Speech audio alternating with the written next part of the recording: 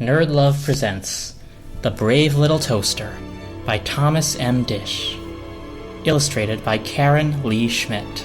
Lives there a man with soul so dead, he's never to his toaster said, "You are my friend, I see in you an object sturdy, staunch, and true, a fellow mettlesome and trim, a brightness that the years can't dim.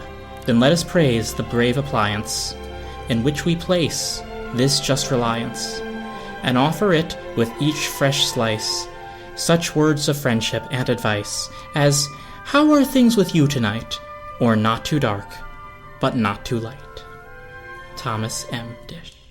By the time the air conditioner had come to live in the summer cottage, it was already wheezing and whining and going on about being old and useless and out of date. The other appliances had felt sorry and concerned, but when it finally did stop working altogether, they also felt a distinct relief. In all its time there, it had never really been friendly. Never really. There were 5 appliances left in the cottage, the vacuum cleaner being the oldest and a steady, dependable type besides. It was a Hoover, was their leader, insofar as they could have been said to have one. Then there was an off-white plastic alarm clock radio, AM only, a cheerful yellow electric blanket, and a tensor lamp, who had come from a savings bank and would sometimes get to speculating late at night whether that made him better than the ordinary store-bought appliances or worse. Finally, there was the toaster, a bright little sunbeam. It was the youngest member of the little clan, and the only one of them who had lived all its life there at the cottage, the other 4 having come with the master from the city years and years ago. It was a pleasant cottage, quite cold in the winter, of course, but the appliances don't mind that. It stood on the northmost edge of an immense forest, miles from any neighbors, and so far from the nearest highway that nothing was audible day or night but the peculiar hoots and rustlings of the forest, and the reassuring sounds of the cottage itself, the creak of the timbers, or the pattering of rain on window panes. They had grown set in their countrified ways, and loved the little cottage dearly. Even if the chance had been offered to them, which it wasn't, they wouldn't have wanted to be taken back to the city every year on Labor Day, the way certain other appliances were, like the blender, and the TV, and the water pike. They were devoted to their master. That was just in their nature as appliances. But living so long in the woods had changed them in some nice, indefinable way that made the thought of any alternate lifestyle nearly unthinkable. The toaster was a special case.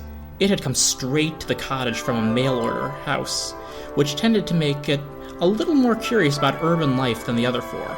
Often left to itself, it would wonder what kind of toaster the master had in his city apartment, and it was privately of the opinion that whatever the brand of that other toaster, it couldn't have made more perfect toast than the toaster made itself.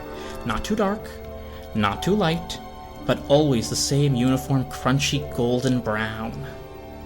However, it didn't come right out and say this in front of the others, since each of them was subject to periods of morbid misgivings as to its real utility. The old Hoover could maunder on for hours about the new breeds of vacuums with their low chassis, their long, snaky hoses, and their disposable dust bags. The radio regretted that it couldn't receive FM. The blanket felt it needed dry cleaning, and the lamp could never regard an ordinary 100-watt bulb without a twinge of envy. But the toaster was quite satisfied with itself, thank you. Though it knew from magazines that there were toasters that could toast 4 slices at a time, it didn't think that the master, who lived alone and seemed to have few friends, would have wanted a toaster of such institutional proportions. With toast, it's quality that matters, not quantity. That was the toaster's credo. Living in such a comfy cottage, surrounded by the strange and beautiful woods, you would have thought the appliances would have had nothing to complain of, nothing to worry about. Alas, that was not the case. They were all quite wretched and fretful, and in a quandary as to what to do, for the poor appliances had been abandoned. "And the worst of it," said the radio, "is not knowing why." "The worst of it," the tensor lamp agreed, "is being left in the dark this way, without an explanation, not knowing what might have become of the master." 2 years, sighed the blanket, who had once been so bright and gay, and was now so melancholy. "It's been nearly 2.5, the radio pointed out. Being a clock as well as a radio, it had a keen sense of passing time. "The master left on the 25th of September, 1973. Today is March 8th, 1976. That's 2 years, 5 months, and 13 days. "Do you suppose," said the toaster, naming the secret dread that none of them dared to speak aloud before, That he knew when he left that he wouldn't be coming back? That he knew he was leaving us and was afraid to say so? Is that possible? No, declared the faithful old Hoover. it is not.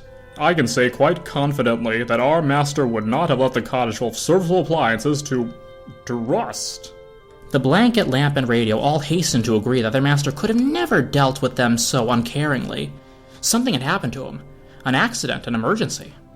In that case, said the toaster, we must just be patient and behave as though nothing unusual has happened. I'm sure that's what the master's counting on us to do. And that is what they did. Every day, all through the spring and summer, they kept to their appointed tasks. The radio alarm would go off every morning at 7:30 sharp, and while it played some easy listening music, the toaster, lacking real bread, would pretend to make 2 crispy slices of toast. Or, if the day seemed special in some way, it would toast an imaginary English muffin. Muffins of whatever sort have to be sliced very carefully if they're to fit in toaster slots. Otherwise, when they're done, they may not pop out easily. Generally, it's wiser to do them under a broiler. However, there wasn't a broiler in the cottage, nothing but an old-fashioned gas ring, and so the toaster did his best it could. In any case, muffins that are only imaginary aren't liable to get stuck. Such was the morning agenda. In the afternoon, if it were a Tuesday or Friday, the old Hoover would rumble about the cottage, vacuuming up every scrap of lint and speck of dust. This involved little actual picking it up, as it was a rather small cottage and was sealed very tight, so the dust and dirt had no way of getting inside, except on the days when the vacuum cleaner itself would trundle outdoors to empty a smidgen of dust at the edge of the forest. At dusk, the tensor lamp would switch its switch to the on position, and all 5 appliances would sit about in the kitchen area of the single downstairs room, talking or listening to the day's news, or just staring out the windows into the gloomy solitude of the forest. Then, when it was time for the other appliances to turn themselves off, the electric blanket would crawl up the stairs to the little sleeping loft, where, since nights were usually quite chilly, even in midsummer, it would radiate gentle warmth. How the master would have appreciated the blanket on those cold nights. How safe and cozy he'd have felt beneath its soft yellow wool and electric coils. If only he'd been there. At last, one sultry day toward the end of July, when the satisfactions of this dutiful and well-regulated life were beginning to wear thin, the little toaster spoke up again. We can't go on like this, it declared. It isn't natural for appliances to live all by themselves. We need people to take care of, and we need people to take care of us. Soon, one by one, we'll all wear out, like the poor air conditioner, and no one will fix us, because no one will know what has happened. I dare say we're all of us sturdier than any air conditioner, said the blanket, trying to be brave. Also, it is true the blanket had never shown much fellow feelings for the air conditioner or any other appliances whose function was to make things colder. That's all very well for you to say, the tensor lamp retorted. You'll go on for years, I suppose, but what'll become of me when my bulb burns out? What'll become of the radio when its tubes start to go? The radio made a dismal, staticky groan. The toaster is right, the old Hoover said. Something must be done. Something definitely must be done.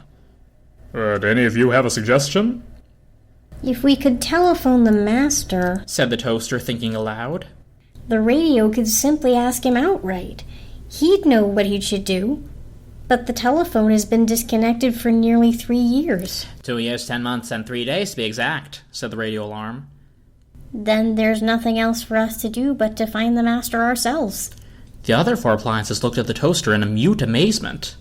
It isn't unheard of, the toaster insisted. Don't you remember only last week there was a story that the radio was telling us about a dear little fox terrier who'd been accidentally left behind, like us, at a summer cottage?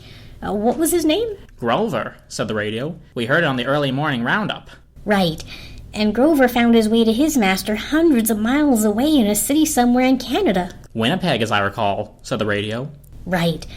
And to get there, he had to cross swamps and mountains and face all sorts of dangers, but he finally did find his way.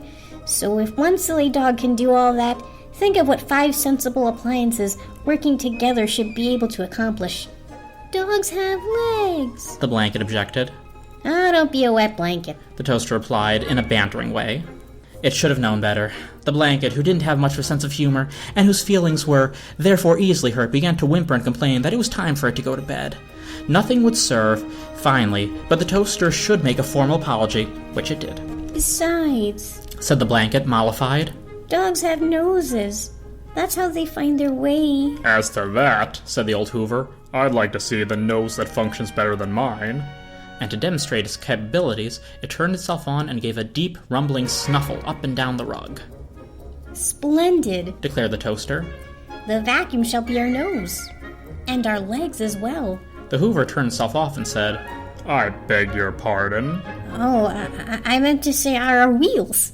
Wheels, as I'm sure everyone knows by now, are really more efficient than legs. What about the rest of us? the blanket demanded. Who don't have wheels or legs? What shall we do? I can't crawl all the way to wherever it is. And if I tried to, I'd soon be shredded to rags. The blanket was certainly in a fretful state, but the toaster was a born diplomat, answering every objection in a tone of sweet, unswervable logic. You're entirely right, and the radio and I would be in an even sorrier state if we tried to travel such a distance on our own. But that isn't necessary because we'll borrow some wheels. The tensor lamp brightened up. And build a kind of carriage. And ride all the way there, said the radio, in comfort and luxury. It sounded at such moments exactly like an announcer in an advertisement. Well, I'm not sure. Said the blanket. I might be able to do that. The question is, Said the toaster, turning to the Hoover. will you be able to?